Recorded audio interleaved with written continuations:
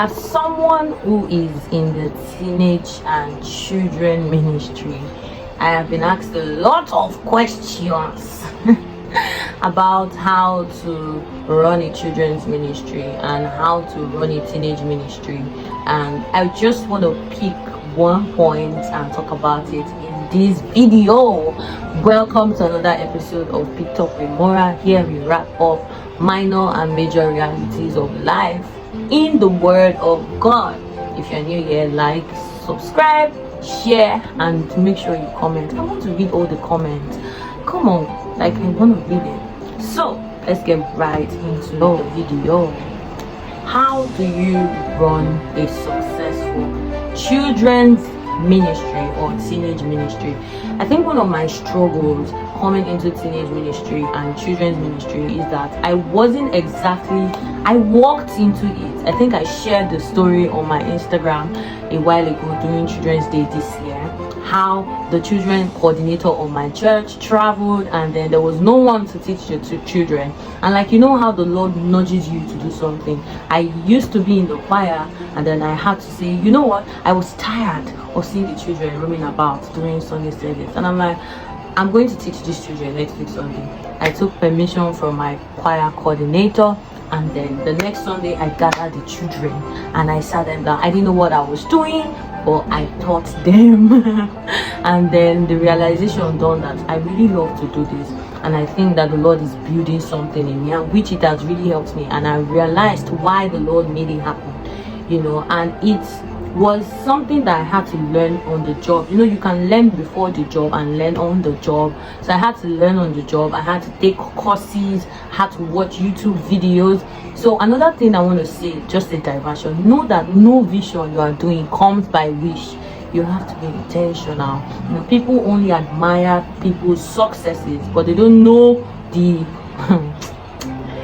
sleepless nights, fasting, headaches, cry that they've gone through. So don't just wish. So I have to intentionally take courses, I have to watch videos. I have some tutors, children tutors on YouTube that I follow. I watch them, learn. And one of the things that has stood out for me, I think I've been in children's ministry for the past 3 years, and one of the things that stood out for me in teaching children is the fact that, and this thing is something that people ignore, and it really frustrates your effort if you don't understand. So you need to understand that every child you see out there, they are different. They are different, and I'm going to explain explicitly well. You know, one of the struggles that I found was I expected all my children to just have a certain kind of approach to teaching or being in the class. So I expect to come to the class. I mean, you are in church, right? You know why you are in church as a child. I expected that. I mean, this was like years ago, like 3 years ago when I started. I used to think that I'm just going to teach. They are all willing to learn. You know, it's not that they are not willing to learn. You just have to understand that each child is different. Each child is different in temperament. Each child is different in grooming, parental grooming. That's why you cannot underestimate the importance of the presence of parents in grooming a child, or even the love of parents in grooming a child. You have to know that children, they are different in grooming, parental grooming. You have to understand that even their interpretation of things are different, and I'm going to be sharing different instances. Also, let's start from the temperament. You could have a child that is very calm and very, very collected, and the child doesn't talk, but that child may be your most attentive child. And you can have another child who is also like that, calm and collected, but that child does not pay attention. Why? Because they're different in temperament. Some children need extra effort to catching their attention. Some children need extra dance or signs or calling their name, you know, to catch their attention. But you have to understand, and some children, they are very extroverted. So something happened in my class one day. So my children, we used to have sorry, I call them my children. We used to have movie Sunday. So we have the third Sunday of every month. We use it to watch movies. So set up everything, set up the projector, and then they all sat down, and then we're watching movie. We're watching the story of David and Goliath. So just there, some of my children, they were enjoying it. They were excited. Oh, talking about the story. Then I observed that one of my child was crying. And then, why was he crying? Number one, his name is David. His name is David. He started crying. And then I'm like, why are you crying? I had to carry him because he's quite young. He's about 5 years old. I had to carry him, like, why are you crying? Like, well, everybody's enjoying the movie, but this boy was crying profusely, non-stop. And then I was like, why are you crying? I took him out of the class so that he will not distract the rest watching the movie. And I'm like, why are you crying? And then he started saying that, oh, he didn't like the way they were beating David, they were fighting David. Those kind of movies do not go well with him. Like fighting. You know, if it's some teachers, they'll just say, clean your face, Jack, don't cry. Yeah. But because I've come to understand that he is a soft child. He has a soft heart. He can't stand violence, and it's not a bad thing. And especially the fact that he's a guy, people can just assume and say, you're a guy, you're not supposed to be crying, why are you crying? That's a very wrong thing. You are killing a nature that God placed in him. You can either groom a nature to be groomed in the form to understand it, or you can groom it and kill it. So my aim was not to kill that softness of heart. I understand that all of my children, they could be mature. They were even like other 5 years old there, but they weren't crying, they were enjoying the movie, right? So I sat him down and I spoke to him. I told him how it's okay for him to feel that way, and it shows that he is very touched by the story. And I converted that emotion into him learning the lessons and into him seeing it has a lesson for himself, because his name is David, and also him seeing it that he's a fearless person too, just like David killed Goliath and all of that. And he was just not happy about the whole thing, the violence, the fighting. He wasn't happy. So, and I go back to the class, and then I now asked everybody, what did you learn? You find that each and every one of them had something different to say. Not because they didn't watch the same movie, but because they had something different. They had a different interpretation. They have different temperaments. So you have to understand that each child has different temperaments. Secondly, I said parental upbringing, parental grooming. This one, oh my God. I've had so many instances in my class with my children, even my teenagers, that I've come to understand that the role of parent, role modeling, is so powerful. Parents just assume that their children don't know. They just assume their children don't know. Their children are not seeing. Their children just observe, and this is your parent. I can stay there. Why? Because I've had so many cases with my children that I had to sit them down and talk to them, in as much as I believe in bearing the rod and spoiling the child. You have to discipline a child. I also believe in telling the child why you are disciplined. Like growing up, we have so many discipline. Like you imagine your parents just come back, who put this thing here, they'll just flog you. They won't tell you why they are flogging you. So we are breaking the jugular, we are changing the order. We are not just going to be disciplining the children, but telling them why they are being disciplined, because that's where they actually really learn. So what happened that day, I stepped out of my class to get something in the big church, and by the time I came back, I saw one of my girls, my child, crying. And then I asked her, why are you crying? I only just stepped out for 5 minutes. And then the next thing she said, one of my boy slapped her. So I told both of them to stand up. Why did you slap her? And one thing I used to tell my boys, my children in church, is that there is nothing like domestic violence. Girls are not allowed to hit boys. Boys are not allowed to hit girls. It's a no-no in my class. It's one of our principles. So let me chip this in. As a children teacher, you should have a particular goal you are trying to achieve in the life of the children, if you're trying to build their prayer life, focus on it. So like we normally pick like teams. Is it that we pick a team for each month, or we pick a team we work with till the end of the year? So if you're trying to build prayer life, let it be strictly prayer life. If you're trying to build character, let it be character. Don't want to be everywhere. You won't achieve anything like that. I've been there where I wanted to achieve prayer life, character in 1 month. In prayer, you can teach prayer life for an entire 6 months till it's established that the children have a consistent prayer life and relationship with God. Prayer life as the guy hearing God for themselves, knowing God, knowing Him for who He is. You know, that's just a diversion. All right, so back to the story. This particular guy in my class, boy, hit the girl, and I now told him that what is our rule? We have rules and regulations. What's rule number 3?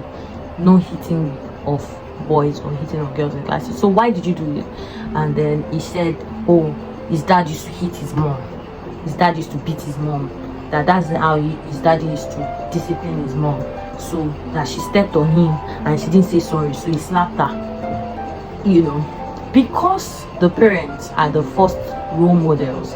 Parents are the first role models of their children. That's why parents that don't role model well to their children, that child needs more intentionality. I would not want to approach the matter in a way to say, yes, his dad is wrong, but if I say it outrightly, it could bring up a dishonor seed in his heart against his dad. I had to teach him the truth, and even in teaching him the truth, ensure that there is honor. The state of his heart is still in honor towards his dad. So you see how parental determines the attitude of a child, the personality of a child. Thirdly, knowing that all children are different, you have to understand that even the surrounding where a child lives is different and has influence in the child's attitude. There's something they call behavioral theory in psychology. It's the theory that explains that the environment influences the personality of a person. All right, it explains that people learn by observation and they adopt by observation. So where a child lives, you cannot compare to a child that lives in a very rural environment where they're always fighting, shouting, doing a lot of things. A child that lives in an estate that is so peaceful like mine. So you are not going to come and say, why are you not like, I know growing up we had a lot of comparison because they didn't understand it. Why are you not like Shadi? Why you just someone? You are not allowed to compare any child as a children's teacher, as a person in children's ministry. It's a no. You are not allowed to compare any child, and this is something that must be noted. I always tell myself, no matter what, even though it seems like some children are just well behaved and good, I will not compare, because my goal, Jesus did not come for those that are saved. Jesus came for those that are in sin, to save them. In as much as there's the urge to want to compare, or you're not even allowed to show favoritism. You must love all children equally, and you must even be more conscious. Because I've been in situations where, I have teachers, and I've seen where a teacher is trying to just focus on a particular set of children, and I'm like, no, what's going to happen to these ones at the back? You're going to give account for every child. I used to say that one of my major fear in life is God giving me a responsibility and me not doing, and me not living up to the expectations God has set, or the standard. God has placed destinies. You know how children are the heritage, children are the future of now and tomorrow. God has now given them to you to groom them, and then you choose to just groom some. What if those ones that you're living, those are the ones that God actually has sent you for? So you have to understand the environment of a child also determines how they behave, right? Number 4, you have to understand that the children have different thought patterns. In psychology, there's something they call psychodynamic theory, where the conscious of the child and the unconscious determines how the child behaves, how a person behaves. Some children have had experiences in their life. I've had to sit with some of my teenagers and have heard them talk about how they were molested, how they were raped. These are things that they will not tell their parents. Even me, I've had personal experiences as such that has groomed some attitude. It's called trauma. It's called trauma. So some of this trauma has affected the child. You know, I have one of my children. This particular girl, she's always afraid to talk. She's always feeling like she's not getting. If I call her to answer a question, she just starts crying. Like, I'm like, why are you crying? It's okay, see what you know. She starts to cry. And then I realized that she has had experiences, you know, where she tried to express herself and her mom would shout at her and shout, maybe out of frustration. Maybe the mom just came back from work and the mom is tired, and then she's trying to tell her mom about her day. Oh mommy, and then the mommy, instead of communicating that, oh I'm busy right now, I would speak to you, that her mom just shout, leave me alone, you this child, you this useless child, can't you see? So she has an issue expressing. And funny enough, whenever I push her to now see the question I asked her, she now actually gets it. And I'm like, you see, you got it right. So in summary, you have to know that being in the children's ministry requires a lot of patience. It's not just one you assume and assume out, assume in, assume out. No, it's not just one that you make conclusion. It's one that requires patience, requires on that. If you can't build patience, you can't handle children, except if you are the type that do things nonchalantly. But if you are the type that understand that God has given you this as a responsibility and you must see it materialized good, then you have to know that it takes a lot of patience, it takes a lot of understanding, it takes a lot of love. You know, I have a principle I always use. That's why I say they are my children. I will not look at my own child that I carried in my womb. I won't look at that child, just assume and become something wayward. So every child, I am privileged to be their teacher. You know, I take them as my own. You are my child. I say it on mommy. I call them on mommy. My child, my baby, you are my child. So it is my desire as a mother to see you become the best version of yourself. So you have to see each child as your own. Don't just say, well, let the life of the child. I even go as far as when I'm having an issue with a child to speak to their parents. Not because I cannot just leave the child to do whatever. I sit their parent down and say, this is your child. I realize that they are struggling with concentration. Is there anything going on in the house? Is something wrong? You know, and if they say no, I'm like, oh, okay, please, I would love that you help me do this when the child is at home. You know, listen to the child more. Tell the child to talk to you, because you don't want to be grooming children to the wrong path. So the ministry of children is a sensitive one. It is one that requires patience. It's one that requires understanding, and it's one that requires prayer. You must learn to pray for your children. Pray for them. Call their names. Fast. Some of these things, I come from a deliverance ministry, so I understand how much some of these things could be principalities and powers, rulers of darkness, and I'm not joking. So pray for your children and the Lord will help us. I'm going to be giving more tips and telling you more things about the children's ministry. If you have questions, you can put in the comment section. I'll definitely respond, or you can send me a message on Instagram at Mora _ Phoebe FIBY MORA _ FIBY. I'm definitely going to respond. All right, thank you so much for watching. I hope this blessed you. I hope you learned something, and I hope you're going to share with a friend that is also an aspiring children minister or you are currently a minister. I'm praying for all children ministers out there, that the Lord will give you grace to do His will, and give you strength. The Lord will teach you to be patient. The Lord will teach you to be understanding, and the Lord will open your eyes to see how you should go about everything. Wisdom that is profitable to direct is yours, in the name of the Lord Jesus. Thank you so much for watching. Make sure you like, share, and subscribe. God bless you.